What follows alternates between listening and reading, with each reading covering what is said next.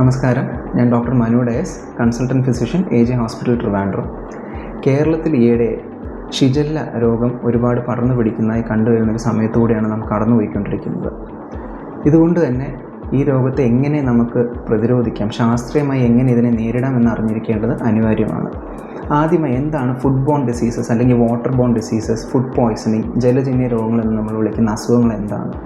ശുചിത്വമല്ലാത്ത സാഹചര്യത്തിൽ തയ്യാറാക്കുന്ന ഭക്ഷണങ്ങൾ, മലിനപ്പെട്ട കുടിവെള്ളം, അതുപോലെ തന്നെ കൈകൾ വൃത്തിയായി കഴുകാതെയുള്ള ഭക്ഷണം കഴിക്കൽ എന്നിവയിലൂടെയാണ് സാധാരണഗതിയിൽ ഈ രോഗാണുക്കൾ നമ്മുടെ ശരീരത്തിൽ പ്രവേശിക്കുന്നത്.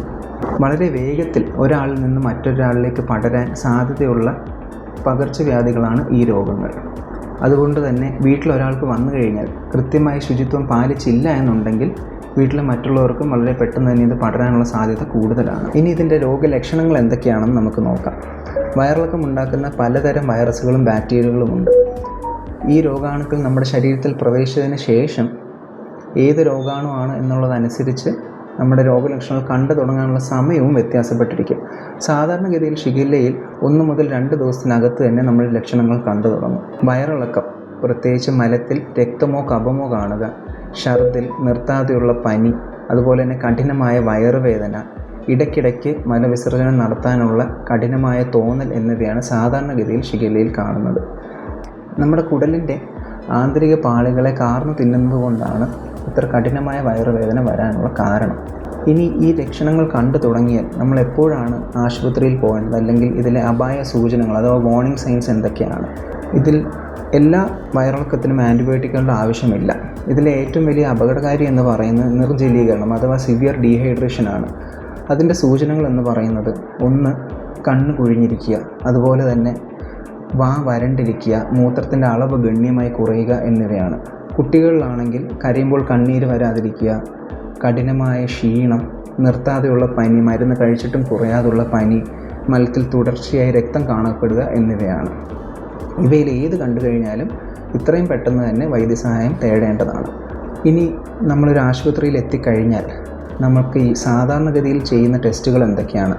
ഒന്നാമതായി മലപരിശോധന, അതായത് സ്റ്റൂൾ കൾച്ചർ. ഇത് ചെയ്യുന്നതിലൂടെ ഏത് രോഗമാണെന്നുള്ളതും, അതായത് ഏത് രോഗാണുവാണെന്നുള്ളതും, അതുപോലെ തന്നെ ഇത് ഏത് മരുന്നിനോടാണ് കൃത്യമായി പ്രതികരിക്കുക എന്നുള്ളതും നമുക്കറിയാൻ പറ്റും. ഇതുപോലെ തന്നെ നമ്മൾ നോക്കുന്ന മറ്റ് ചില ടെസ്റ്റുകളാണ് CBC, CRP, kidney test, liver function test എന്നിവ. ഇതൊക്കെ ഈ രോഗത്തിൻ്റെ തീവ്രത എത്രത്തോളമാണെന്ന് അറിയാനായിട്ട് നമ്മളെ സഹായിക്കും. ഇതുപോലെ നമ്മൾ അറിഞ്ഞിരിക്കേണ്ടതാണ് ഹൈ റിസ്ക് ഗ്രൂപ്പ്, അഥവാ രോഗം വന്നു കഴിഞ്ഞാൽ ഏത് തരം ആൾക്കാരിലാണ് ഇത് കൂടുതൽ തീവ്രമാവാൻ സാധ്യതയുള്ളത് അല്ലെങ്കിൽ ഗുരുതരമാവാൻ സാധ്യതയുള്ളത്.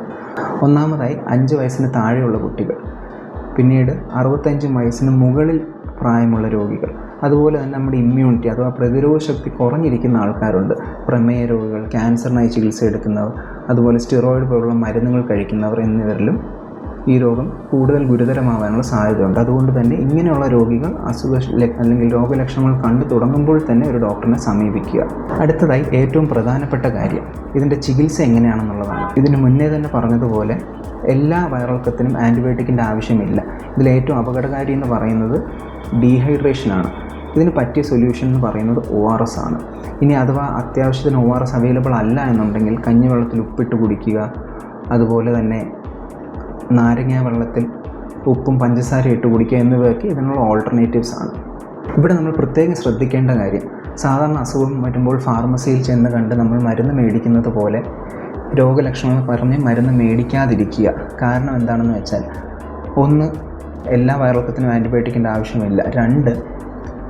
നമ്മൾ വയറിളക്കം കുറയ്ക്കാനായിട്ട് ഉപയോഗിക്കുന്ന മരുന്നുകൾ, അതായത് ആൻറ്റി മോട്ടിലിറ്റി ഡ്രഗ്സ് എന്ന് പറയുന്ന മരുന്നുകൾ കൂടുതലും നമ്മുടെ കുടലിൻ്റെ സ്വാഭാവിക ചലനത്തെ കുറച്ചുകൊണ്ടാണ് വയറിളക്കം കുറയ്ക്കുക, അഥവാ പെരിസ്റ്റാൾസിസിനെ കുറച്ചുകൊണ്ടാണ് നമുക്ക് വയറിളക്കം കുറയ്ക്കുക. ഇങ്ങനെ ചെയ്യുമ്പോൾ ഈ രോഗാണുക്കൾ മലത്തിലൂടെ പുറത്തു പോകാതെ കുടലിനുള്ളിൽ തന്നെ കിടന്ന് അസുഖം കൂടുതൽ ഗുരുതരമാക്കാനുള്ള സാധ്യത വളരെ കൂടുതലാണ്. അതുപോലെ തന്നെ ഇതേ രോഗലക്ഷണങ്ങളോട് വരുന്ന മറ്റു പല അസുഖങ്ങളുമുണ്ട്. Hepatitis A, cholera, typhoid, dengue, അങ്ങനെ പല രോഗങ്ങളും ഇതേ രോഗലക്ഷണങ്ങളോട് വരാം. അതുകൊണ്ട് തന്നെ ORS ഒഴികെയുള്ള ബാക്കി ഏത് മരുന്നും ഒരു ഡോക്ടറിനെ കണ്ടതിന് ശേഷം മാത്രം തുടങ്ങുക. അവസാനമായി നമുക്ക് എങ്ങനെ ഇതിനെ പ്രതിരോധിക്കാം എന്നത് നോക്കാം. വ്യക്തി ശുചിത്വവും പരിസര ശുചിത്വവുമാണ് ഏറ്റവും പ്രധാനപ്പെട്ട കാര്യങ്ങൾ.